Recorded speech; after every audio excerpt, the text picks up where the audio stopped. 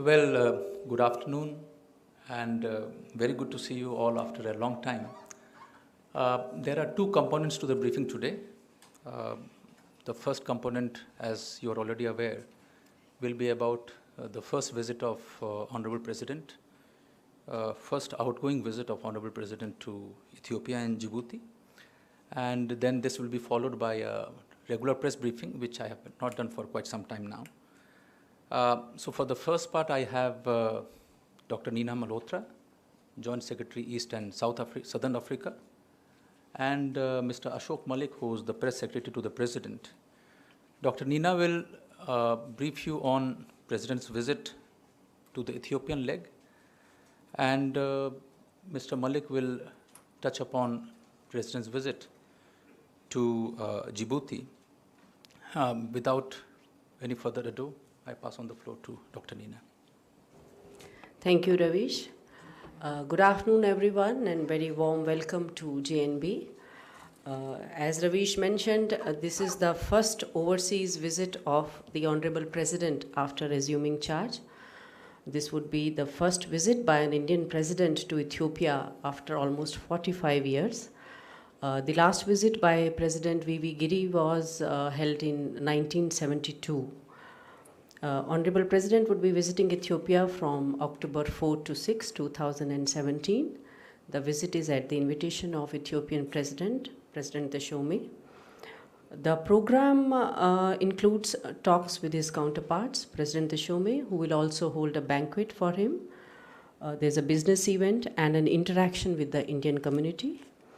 Honorable President will also deliver an address at the Addis Ababa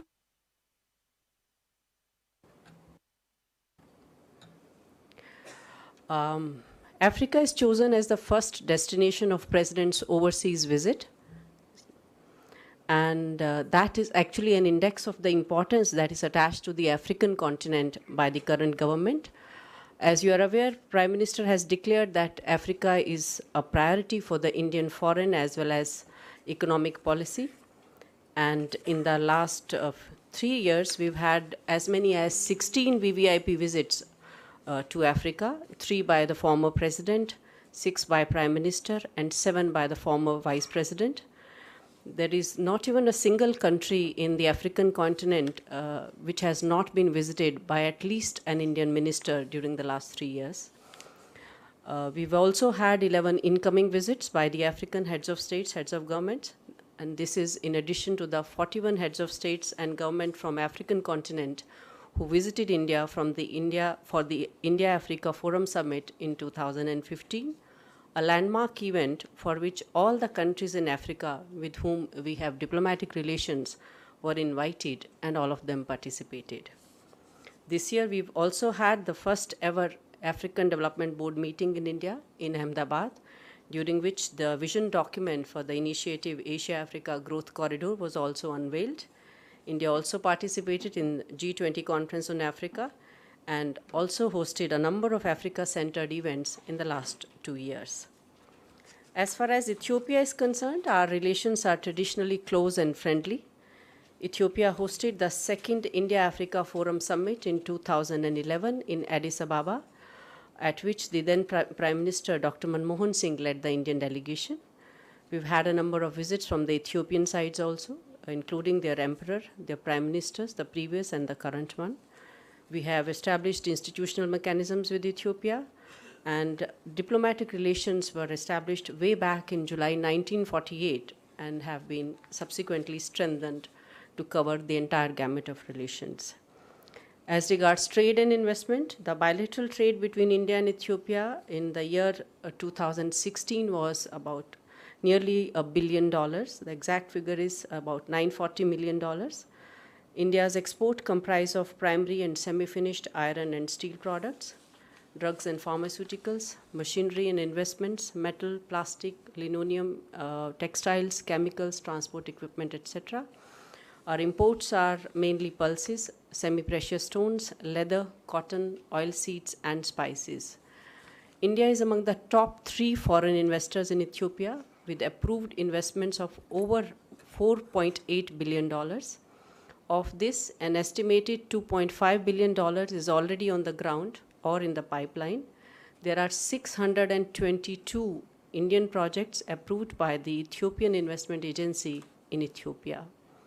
Most of our investments are in agriculture and textile sector. We have Indian textile mills making textiles there and generating a lot of local employment. We also have a unit of pharmaceuticals. We have investments in agriculture, floriculture, engineering, plastic, manufacturing, water management, education, and healthcare, etc. Other important sectors are cement, plastic, and of course leather. The Central Leather Research Institute and the Footwear Design and Development Institute, both from India, have been cooperating with the Ethiopian Leather Development Institute. There are more than 540 Indian companies in Ethiopia. India Business Forum in Ethiopia is the first forum of its kind, having a membership of more than 100 Indian companies who are having operations in Ethiopia. Ethiopia is also a beneficiary of duty-free tariff preference scheme of India and is eligible to export 94 tariff lines duty-free. Ethiopia, as one of the fastest growing non-oil producing economies in Africa, offers immense opportunities for India and Indian businesses. Ethiopia is also the largest recipient of long-term concessional credits from India. We have given nearly $1 billion of concessional credit to Ethiopia for 3 sugar projects, rural electrification, and power transmission lines. As regards education, it's another important area of our collaboration. Nearly 2,000 Indians are part of the faculty in Ethiopian universities, which is almost 20 to 25% of total university teachers in Ethiopia. A sizable number of school teachers in Ethiopia are also either Indian or of Indian origin. Ethiopia also happens to be a country which utilizes one of the largest number of training slots in India under the various scholarship schemes. In fact, currently the First Lady of Ethiopia and about 9 members of the cabinet, 9 ministers, are alumni of Indian educational institutions. As regards diaspora, the number of Indian origin people in Ethiopia is around 6,000, majority being investors and their employees and professors in universities. In the area of IT, the Indian Pan-African E-Network project phase 1 ran successfully both in the teleeducation and telemedicine sector. We have set up an India-Africa vocational training center in Ethiopia, which is running successfully. We are also planning to set up an information technology center in Ethiopia. Ethiopia is also very well connected with India. We have daily direct flights to Addis Ababa, both from Delhi as well as Mumbai by the Ethiopian Airlines. As regards some interesting facts about Ethiopia, it is, as I said, one of the fastest growing economies, not only in Africa, but also in the world, and also a young country. Nearly 60% of the total population is under the age of 25. So it presents an enormous potential consumer market. It's a big country, as big as France and Spain combined. It's also known as the cradle of mankind, with some of the oldest evidence for modern humans found in Ethiopia. Lucy, which is a 3.5 million years old human fossil, it was unearthed in Ethiopia. Ethiopia also claims to have a piece of original Holy Cross on which Jesus was crucified. It remains one of the, in fact, the only nation in Africa which was never colonized, except for a brief period of 5 years, 1936 to 41, when it was occupied by Italians. The country is home to 9 UNESCO World Heritage Sites, more than any other country in the world, in Africa. And coffee was discovered in Ethiopia, and Ethiopia remains a leading producer of coffee. The capital of Ethiopia, Addis Ababa, is also known as the diplomatic capital of Africa. It has AU headquarters as well as some of the UN offices. Ethiopia is one of the most populated countries in the world, in fact the second one in Africa after Nigeria, and also has the largest per capita density of cattle in Africa. Agriculture is fundamental to Ethiopia, representing almost 50% of GDP, over 80% of exports, and 80% of employment. It was among the first countries to sign International Solar Alliance Treaty. They are in the process of ratifying the same. Ethiopia is also one of the largest contributors to UN peacekeeping forces, both in Africa as well as in the world, and they are currently serving a as a 2-year non-permanent member of UN Security Council. They are the founding members of UN, NAM, G77, OAU, as well as the Pan-Africa Chambers of Commerce and Industry. I'll be very happy to take questions if you have any on this visit or on we'll do it later. Okay, thank you. May I now request Mr. Ashok Malik to brief the media about the Djibouti leg of the President's visit. Good afternoon, friends. On the invitation of President Ismail Omar Guelleh of Djibouti, President Ramnath Kovind is undertaking a state visit to Djibouti on the 3rd and 4th of October 2017. Djibouti will be the first country President Kovind will visit after assuming office. This visit is also the first visit by an Indian head of state or head of government, an Indian VVIP in a sense, to Djibouti. The previous highest level of visitor from India has been a Minister of State. During the visit, President Kovind will be received by President Guelleh. He will have official talks with the President of Djibouti. He is also expected to be received by the Prime Minister of Djibouti, His Excellency Mr. Abdul Qadir Kamil Mohammed. An agreement on institutionalizing Foreign Office consultations between the two countries is expected to be signed during the visit. Agreements related to accelerated and greater economic cooperation are also expected. The Indian President Kovind, is also going to address the Indian community, which is a small community consisting of a few hundred people in Djibouti. Djibouti is an important Indian Ocean partner country for India. Our country has had trade relations with it for literally hundreds of years. Bilateral trade stood at $284.54 million in 2016-2017, of which India's exports to Djibouti were $281.71 million, and imports from Djibouti were comparatively small, $2.82 million. India has extended lines of credit amounting to $49.13 million to the government of Djibouti, mainly for the construction of a cement plant. Djibouti, as you know, is a very strategically located country in the Indian Ocean, just off the Gulf of Aden. In 2015, as part of Operation Rahat, India rescued and evacuated some 7,000 people from Yemen during the Yemeni crisis. About 5,000 of these were Indian nationals, about 2,000 were nationals from close to 50 other countries. Djibouti was very supportive and generous in providing an airstrip and logistical support to India while India was undertaking Operation Rahat. And in a sense, this visit follows that event and that happy episode. The President is looking forward to his visit. He recognizes that Africa and the Indian Ocean region are central to Indian foreign policy, and which is why these regions and this continent have been chosen for his first visit. Thank you. Thank you very much, Mr. Malik and Dr. Malhotra. The floor is now open to questions. Yes, please.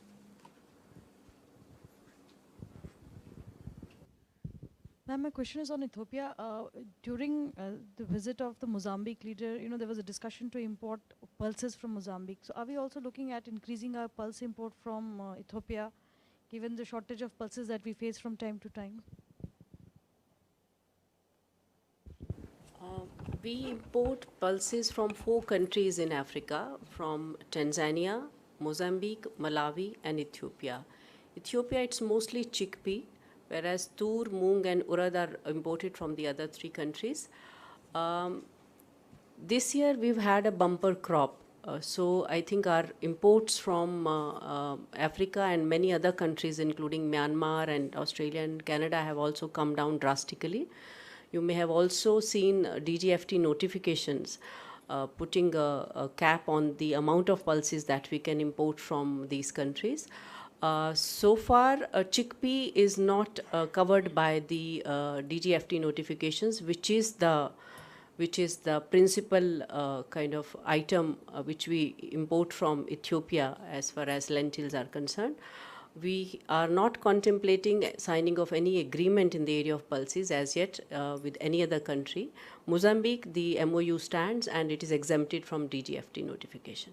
Thank you.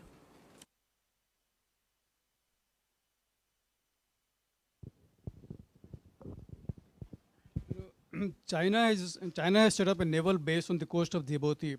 How India views this development, and is India and Djibouti also considering any joint defense cooperation agreement in some sectors? India's relations with Djibouti and indeed with other African countries stand on their own footing. They go back many years. India's never really been a stranger to these countries economically or politically. What other countries do with them is entirely the business of those countries. So I don't think we need to comment on that. As for defense or other agreement, there is nothing scheduled yet.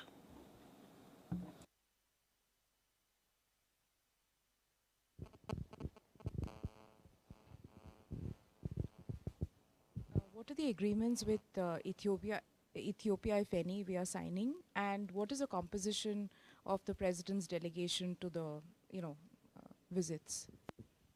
We are working on a couple of agreements which may be signed during the visit. There may be a couple of announcements also.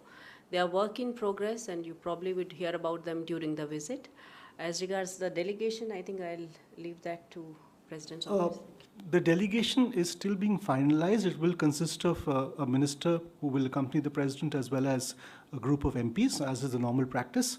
We've been having some difficulty in contacting some of the MPs because of the festive season. They are in their hometowns. The list should be available by this evening or tomorrow.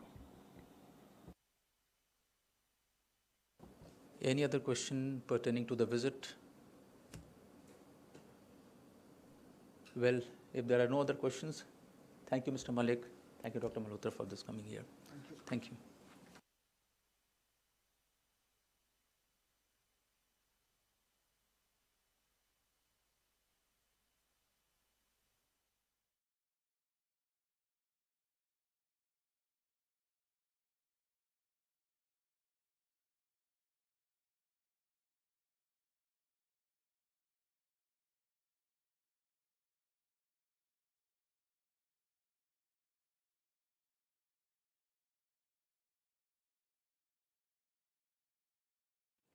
Is on the visit of Dr. Abdullah, the CEO of Afghanistan, and his visit to India.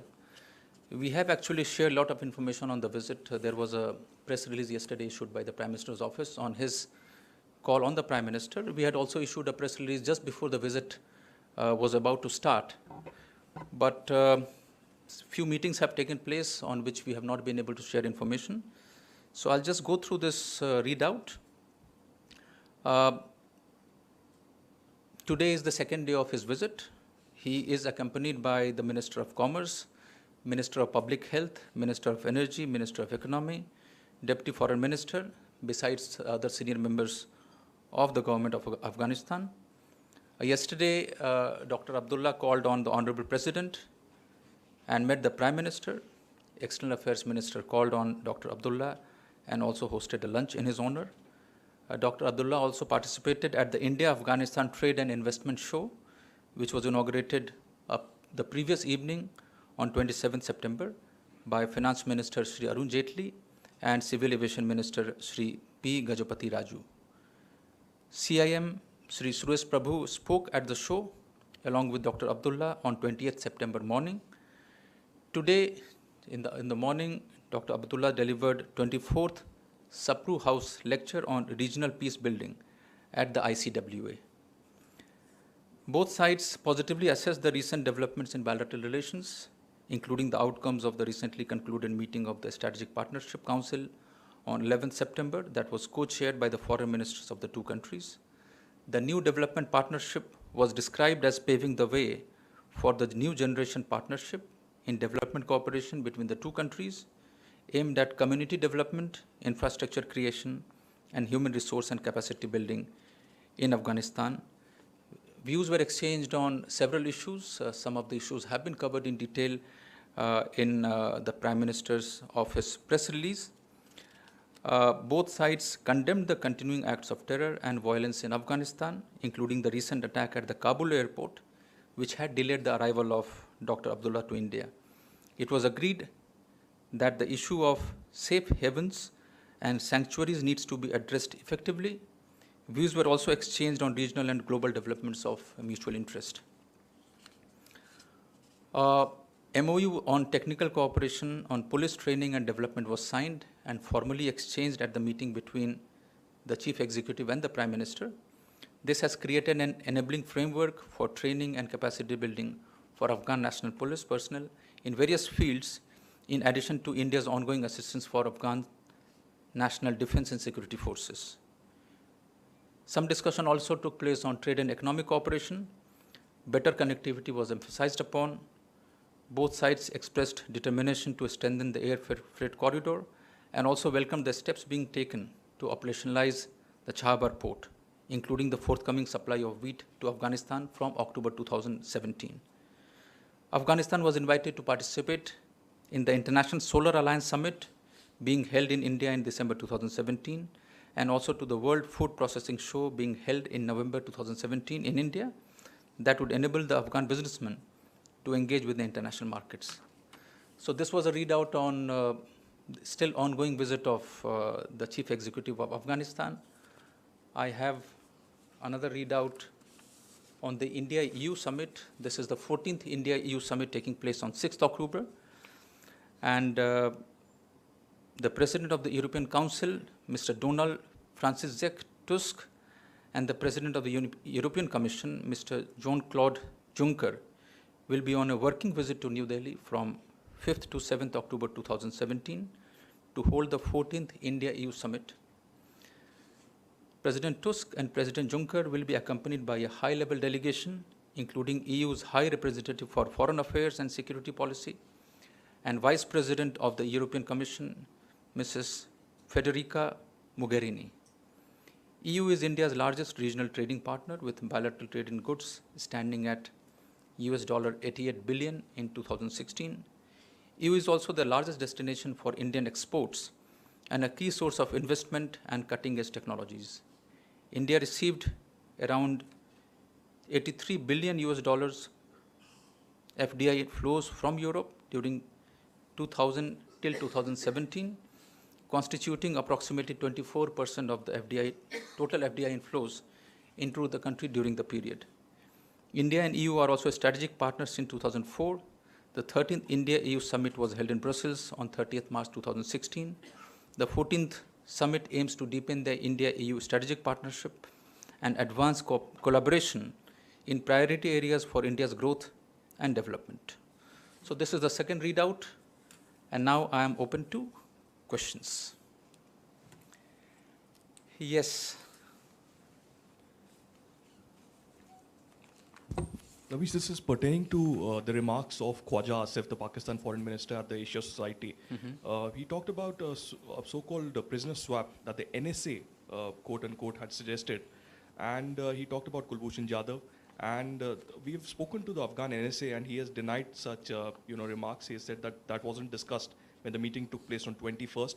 But do you think that this is a deliberate ploy to divert the attention from state-sponsored terror? And also, at the same event, he spoke about how Hafiz Saeed and Lashkar are a liability for Pakistan.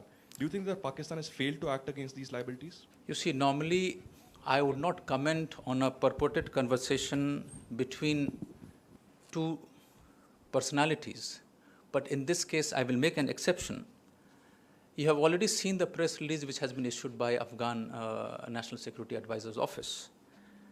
And if you have gone through the press release, it seems that this is one more addition to the long list of imaginary lies and stories which have been created by Pakistani establishment.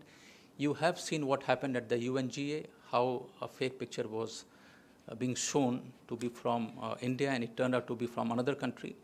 So in Hindi, I can say that झूठ की कड़ी में एक और हमने उसको add किया है.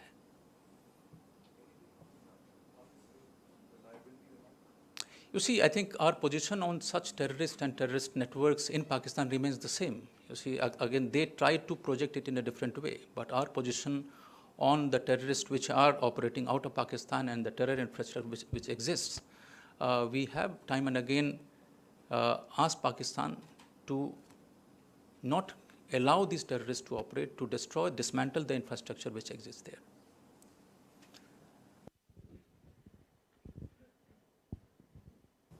Yes, please. In Myanmar, according to the Myanmar's army, Hindu graves have been found. First, are you in touch with Myanmar's government over this issue? And second, on 3rd of October, I believe there is a diplomatic community is going to visit the location. Is India also going to be part of that? You see, we have seen the press reports about these graves. We have also looked at the statement which was issued by State Councillor's office. I can say that we condemn terrorism in all forms. We emphasize that there is no justification to any act of terrorism whatsoever which targets civilians in this conflict. We do hope that the authorities will be able to bring to justice the perpetrators of the crime. We hope that the families of the victims will be extended all possible assistance so as to instill a sense of security and return of normalcy. I am aware that the government of Myanmar, they have extended an invitation to the diplomatic corps to visit the affected region.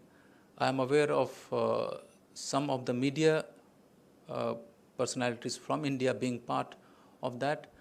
I am not sure about the participation from our side and at what level, whether our mission is participating or not, but I can get back to you.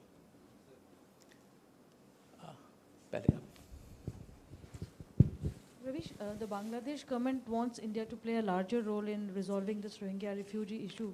Is India looking at mediating between Myanmar and Bangladesh in actually, coming to a solution to this 8 lakh refugees that have entered Bangladesh? You see, if you notice the press release which has been issued by our High Commission in Bangladesh, we are focusing on the humanitarian assistance under Operation Insaniyat, and we have sent out 3 sorties of relief material. We are calling it family packs. Thousands of packets have been delivered. These packs, they contain essential items which can be used by the families who have been displaced and who are in Bangladesh. The 2 countries are in close touch. They are coordinating the situation which is developing out of the arrival of displaced persons in the country. We are committed to assisting Bangladesh and extending our full support in handling this issue. Sir मेरा सवाल भी Myanmar से ही जुड़ा हुआ है। Rohingya आतंकियों के चलते जो हिंदू मारे गए हैं म्यांमार में, वो तस्वीरें भी जी न्यूज़ ने दिखाई, हमारा रिपोर्टर भी वहाँ पर गए हैं। म्यांमार सरकार ने जैसा कहा है कि रोहिंग्या आतंकियों ने हत्या की है, तो क्या विदेश मंत्रालय के पास इसकी ऑफिशियल तौर पर म्यांमार ने जानकारी दी है कि उन हिंदुओं को किन्होंने मारा है और जो वहाँ पर अभी भी पीड़ित हैं? क्या विदेश मंत्रालय उनको कोई मदद थ्रू म्यांमार भेज रहा है, क्योंकि बांग्लादेश को तो आपने मदद भेजी है रोहिंग्या पे?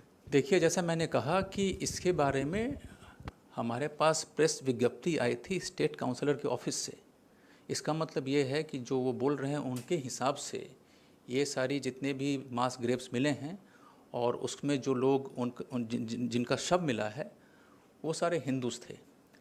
बट मैंने जो आपको अभी इसके पहले बताया कि हमारा और म्यांमार का जो रिलेशन है, रिश्ता है, उसमें हमने ये कहा है कि किसी भी युद्ध में और किसी भी सिचुएशन में अगर इनोसेंट सिविलियंस की जान जाती है, उनको डिस्प्लेस होना पड़ता है, तो ये बहुत दुखद है, ये बहुत खेदजनक है और ये हमने उनको अप्रोप्रिएट लेवल पे हमने बताया। वही तो मैंने बताया, हेल्प, जैसा मैंने कहा कि हम जो डिस्प्लेस होके आ रहे हैं और जैसा मैंने अभी आपको कहा कि हम उम्मीद करते हैं कि जो फैमिलीज़ हैं, उन जो लोग मारे गए हैं उनकी फैमिली को पूरी सहायता और पूरा मुआवजा जो भी होता है वो दिया जाएगा। Yes, please. My question is on Father Tom, who returned yesterday. He said there is goodness in everybody. So, as MEA spokesman, do you endorse his statement, and does it not amount to give some sort of certificate to the abductors? You see, Father Tom is a very learned. He's a priest. You see, and he has spent almost more than 1.5 years in captivity. And in his interaction yesterday with the media, he did say that there is goodness in everybody. You know, it's a philosophical question. It is not related to any foreign policy. So I think I leave it to your interpretation, how you want to interpret it.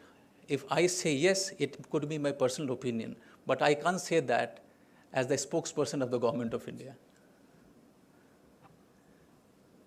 Yes, please.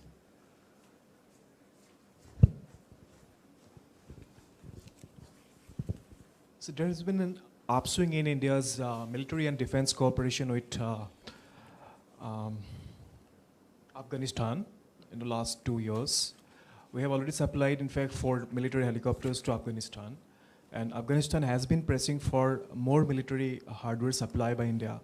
So has the issue actually figured during the talks Afghan CEO had with Indian leaders?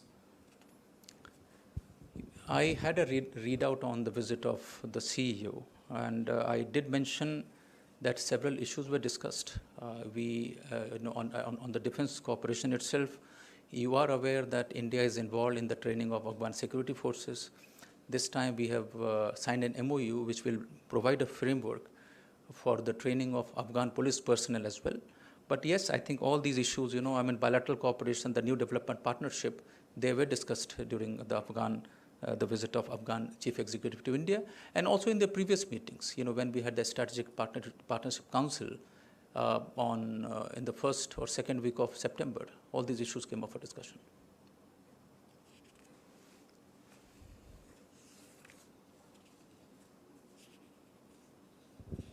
Sir, the senior Russian officials are telling us that the Afghan government in Kabul is in no position to defeat the Taliban, and they are basically saying that there is a status quo that has been reached as far as the strength equation between the Taliban and the Afghan government of Ghani and Abdullah is concerned. So in this context, do you think that by investing so much into Kabul, this is the right way to go ahead, or would you also say that you would like to engage the Taliban at least in some sort of a dialogue if others are also doing it?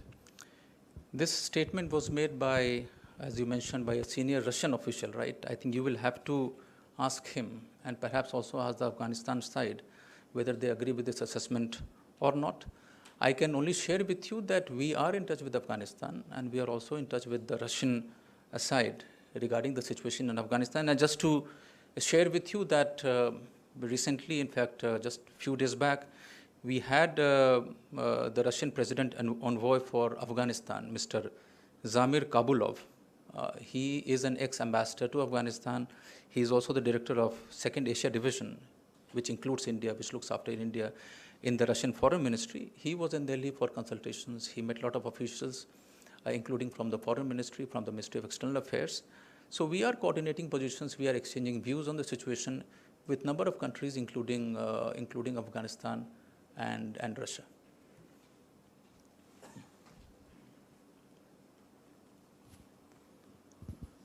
Sir, भारतीय व्यापारी कुलभूषण यादव के बारे में जो आखिरी जानकारी हमें मिली वो उस वीडियो के जरिए मिली थी। उसके बाद हम लोगों ने काउंसिलर एक्सेस की बात की।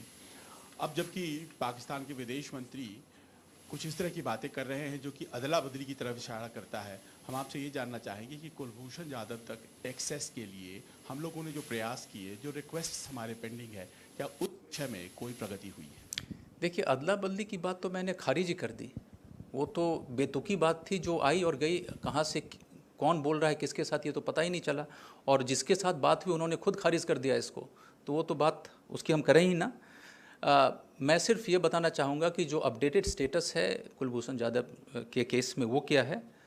जैसा आप लोगों को पता होगा कि 13 सितंबर को हमने अपना जो रिटर्न मेमोरियल है उसको सबमिट किया इंटरनेशनल कोर्ट ऑफ जस्टिस में। ये जो है, जो हमारा ओरल सबमिशन हमने पहले किया था, उसी को बिल्डअप करके और उसी को हमने लिखित रूप में इंटरनेशनल कोर्ट ऑफ जस्टिस को प्रोड्यूस किया है। पाकिस्तानी सरकार को 13 दिसंबर तक टाइम दिया गया है अपना काउंटर मेमोरियल सबमिट करने के लिए। तो अभी ये स्थिति बनी हुई है, उसके बाद कैसे किस तरफ हम लोग मूव करते हैं वो हम आगे शेयर कर पाएंगे आपको, इस स्टेज पर नहीं। अखिलेश नहीं, अभी तो जैसा मैंने बताया ना कि वो तो matter international court of justice के अंडर है, तो जो भी होगा अब उसी से फ्लो करेगा। आप Akhilesh ji. Sir, in the morning there was a lecture of CEO Abdullah, and he was telling that there is no good Taliban and bad Taliban. India also thinks the same. So, is there any way out? Whom will Afghanistan or whom will India talk to in Afghanistan? And is there any rehabilitation plan for Afghanistan people who wants to come to the mainstream of Afghanistan? Because there is a gap on this count that every country is donating to Afghanistan, but whoever is out of the whole mainstream, how they will be reinducted in the mainstream? Is there any plan discussed? Thank you, Akhilesh ji.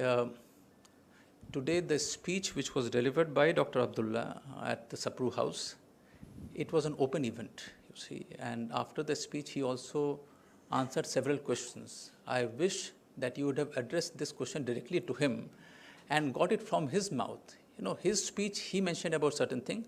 We do agree, I think, and we have endorsed this in the past, that we do not distinguish between a bad Taliban and a good Taliban. There is a terrorism, and which we have condemned and in all forms. But this is a question which relates to his speech. I wish you would have asked him, you know, after, because there was a press interaction as well after that speech. All of a sudden, China ordered all the activities of the North Korea should be shut down. So in that case, what the India is thinking? I mean, it is supporting or? No, again, I have to say the same thing. When it is a matter which relates between any two countries, it is best addressed to them. But I can give you my position, our position on the recent missile testing by North Korea, and we have said, as in the past, you know, we continue to deplore such actions by North Korea, which we continue to say that it is a matter of deep concern that DPRK has once again acted in violation of its international commitments, which goes against the objective of denuclearization of the Korean Peninsula. We do call upon DPRK to refrain from such actions which adversely impacts peace and stability in the region and beyond. We are also concerned about the proliferation aspect of nuclear and missile technologies, which has adversely impacted India's national security.